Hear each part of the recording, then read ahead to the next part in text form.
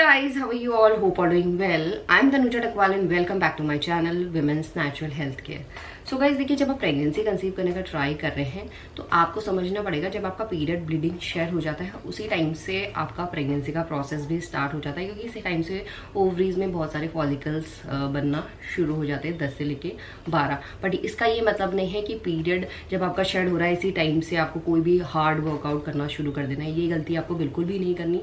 Period के दौरान आपकी बॉडी थोड़ा रिलैक्स करनी चाहिए। 10 to 15 मिनट्स आप वर्कआउट कर सकते हैं, वॉक कर सकते हैं, वो आपके लिए ज़्यादा सही रहेगा। और इसके अलावा हमेशा आपको ध्यान रखना है, पीरियड एक ऐसा टाइम होता है जिस टाइम पे आप अपनी बॉडी को अच्छी तरीके से क्लेंस कर सकते हैं, अपने रिप्रोडक्टिव ऑर्गन्स को अच्छी तरीके से क्लेंस कर सकते हैं। क्योंकि पीरियड के दौरान क्या है, जो आपकी यूट्राइन लाइनिंग बनी है पूरे महीने में वही शेड होती है। तो सबसे अच्छा तरीका है यूट्रस को क्लेंस करने का कि इस टाइम कोई भी डिटॉक्सिफाइड ड्रिंक आप ले सकते हैं जो आपकी बॉडी को डिटॉक्सिफाई करे, आपके यूट्रस में कुछ भी ब्लड ना रुके, यूट्रस अच्छी तरीके से क्लेंस हो, आपकी बॉडी अच्छी तरीके से क्लेंस हो, बॉडी में अच्छी तरीके से ब्लड सर्कुलेशन, क्योंकि बॉडी क्लेंस होगी तभी जाके बॉडी का जो सर्कुलेशन है वो अच्छा होगा। और यूट्रस क्लेंस है तो यूट्रस में इम्प्लांटेशन होने के चांसेस बढ़ जाते हैं। तो यहाँ पे आप ज्यादा लिक्विड ले सकते हैं, जिंजर वाटर ले सकते हैं, दालचीनी ले सकते हैं, ये आपकी बॉडी को डिटॉक्सिफाई कर देती है। इस बात का ध्यान रखना है। बट पीरियड के बाद रियल प्रोसेस स्टार्ट होती है, क्योंकि यहाँ से ओवरी में जो फॉलिकल्स है उनकी ग्रोथ भी स्टार्ट हो जाती है, साथ में हार्मोन बनना भी शुरू हो जाता है। तो यहाँ पे ऐसा क्या काम करें कि आपके हार्मोन भी अच्छी तरीके से काम करे, ओवरीज में जो फॉलिकल्स है उसकी ग्रोथ भी अच्छी हो, ओवुलेशन के टाइम पे जो एग बाहर निकले वो भी हेल्दी हो, और आपका इम्प्लांटेशन भी सफल हो। क्योंकि इम्प्लांटेशन सफल करने के लिए आपको काम पहले से करना पड़ेगा। ऐसा नहीं कि ओवुलेशन के बाद आप कुछ काम करेंगे और बच्चा एक हफ्ते बाद इम्प्लांट हो जाएगा, ऐसा नहीं।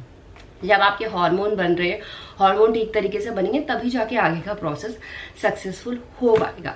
तो पीरियड जब ब्लीडिंग आपकी खत्म होती है उसके बाद आपको करनी चाहिए फर्टिलिटी मसाज अपने रिप्रोडक्टिव ऑर्गन्स की, यानी नाभि के जो नीचे का पोर्शन है वहां पे आपका ओवरीज, फैलोपियन ट्यूब, यूट्रस आता है।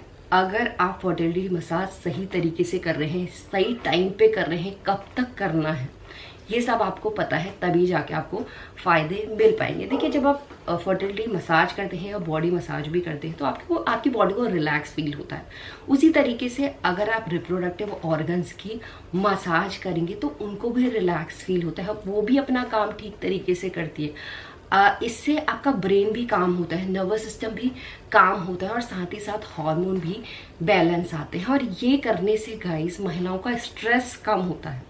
स्ट्रेस कम होगा तो स्ट्रेस हार्मोन कॉर्टिसोल भी कम बनता है, हार्मोन का प्रोडक्शन है, एस्ट्रोजन, प्रोजेस्टेरोन हार्मोन भी ठीक तरीके से उनका काम होता है, ठीक तरीके से बनते हैं। क्योंकि ओव्यूलेशन से पहले मेनली एस्ट्रोजन हार्मोन काम करता है, बट अगर ओव्यूलेशन से पहले आप फर्टिलिटी मसाज कर रहे हैं तो प्रोजेस्टेरोन हार्मोन का काम भी अच्छा होता है, प्रोजेस्टेरोन हार्मोन भी ठीक तरीके से बूस्ट होता है। क्योंकि देखिए, ओवरी के टाइम जब अंडा रिलीज होता है तो उसमें से सब चीज बाहर निकल जाता है, फ्लूइड, ब्लड वो खाली हो जाता है और वो प्रोजेस्टेरोन हार्मोन को प्रोड्यूस करने लग जाता है। तो उसके लिए ओवरीज में जो फॉलिकल्स की ग्रोथ है या हार्मोन को बैलेंस करने के लिए आपको फर्टिलिटी मसाज करनी चाहिए। फर्टिलिटी मसाज करने से स्ट्रेस तो कम होता ही होता है, साथ में ये हैप्पी हार्मोन जैसे डोपामाइन और सेरोटोनिन, ये हैप्पी हार्मोन है, इनका प्रोडक्शन बॉडी में ज्यादा कर देता है। अगर आपकी बॉडी हैप्पी है तो आपको दिखेगा गाइस कि आप एनर्जाइज भी फील कर रहे हैं, आपको अच्छा लग रहा है। अगर आपकी बॉडी ठीक तरीके से काम कर रही है तो खुद आपको फील होता है और खुद आपके हार्मोन ठीक तरीके से नेचुरल ढंग से काम करने लग जाते हैं। और इसके साथ साथ जैसा कि मैंने बताया है, ये हार्मोन को भी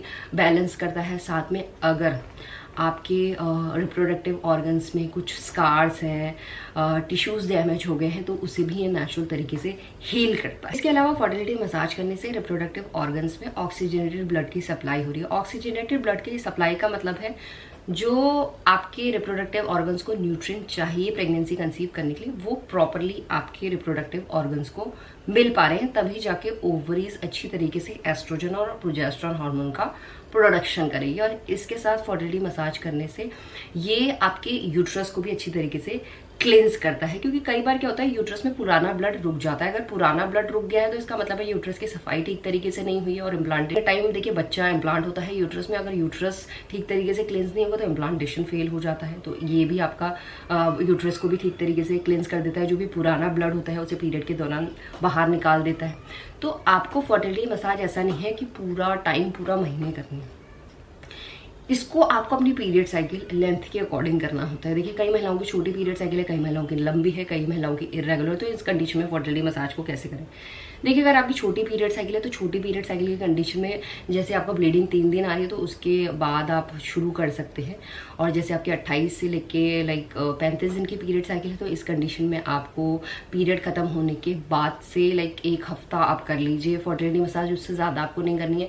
अगर आपको 40 से 45 दिन में हर महीने पीरियड्स आते हैं तो आप पीरियड खत्म होने के लाइक 10 दिन तक फर्टिलिटी मसाज कर सकते हैं। तो टोटली आपकी पीरियड साइकिल लेंथ पर डिपेंड करता है, क्योंकि ओव्यूलेशन के बाद आपको कभी भी फर्टिलिटी मसाज नहीं करनी है। इस बात का आपको ध्यान रखना है। यानी जब आपके ओवरी से अंडा बाहर निकल गया उसके बाद आपको फर्टिलिटी मसाज नहीं करनी है। अगर उसके बाद गलती से भी आप फर्टिलिटी मसाज करें तो आपके इम्प्लांटेशन को फेल कर सकती है। और फर्टिलिटी मसाज किसी भी टाइम नहीं की जाती है।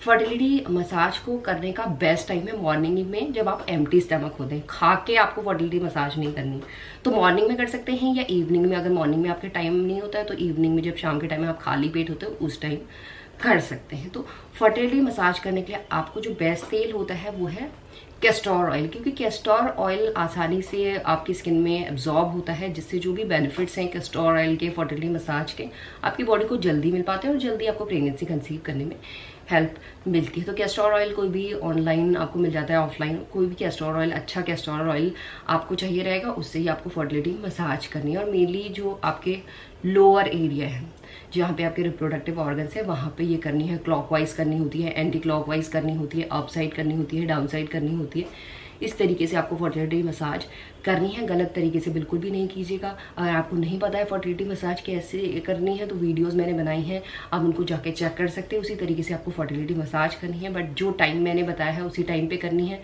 ज़्यादा नहीं करनी है। इस बात का ध्यान रखना है। इन सभी बातों का ध्यान रखेंगे तभी जाके फर्टिलिटी मसाज आपके लिए यूजफुल होगी और आपको प्रेगनेंसी कंसीव करने में हेल्प कर सकती है। यही आज का वीडियो। होप करती हूँ वीडियो आप लोगों को अच्छा लगेगा। And thanks for watching this video guys. Will see you soon my next video. Till then bye.